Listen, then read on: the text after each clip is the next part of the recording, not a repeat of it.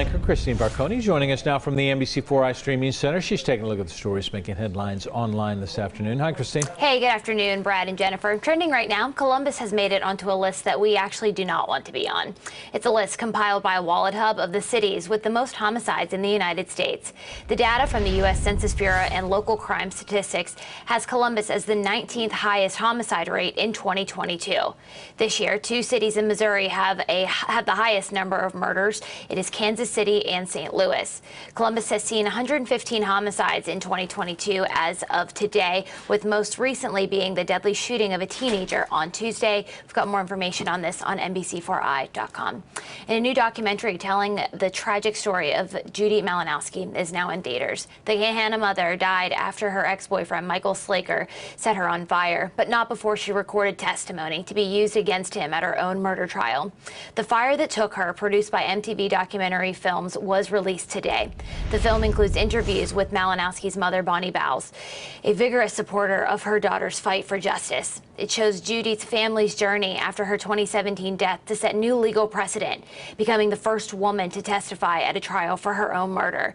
3 weeks after Judy died, Governor John Kasich signed Judy's Law, which increases criminal penalties when an accelerant such as gasoline is used to disfigure a person.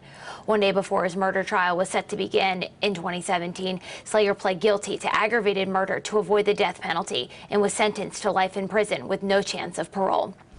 And if you've been sniffling, sneezing, or coughing lately, the October crud is here, as many of us know, and it can be difficult to determine if you have allergies, a cold, flu, or COVID, or maybe it's just the dry air from the indoor heating systems causing those symptoms. But doctors say there are a few key features that can help distinguish symptoms of a more serious virus. The biggest things are looking at systemic symptoms, we call them, so fatigue, fevers, chills, those types of things. That kind of leads us more down the path of like the COVID flu diagnosis, whereas like sneezing, itching, kind of runny nose, watery eyes, those are more towards the allergies type of symptoms. There's good news right now. Dr. Bring adds that this cold and flu season testing is readily available.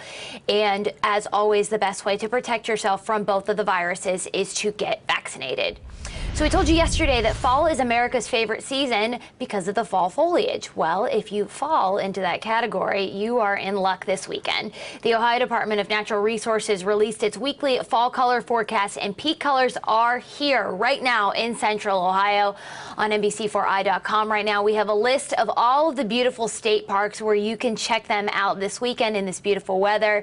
And of course, we want to let you know that our high school football band of the week this week is West Jefferson. We will be live streaming their halftime performance live on NBC4i.com and our Facebook page tonight, Brad and Jen. And of course, we talked about the fact that it's a beautiful night to watch high school football, watch a halftime show, but also to head out this weekend and see some of those fall colors. Heck yeah.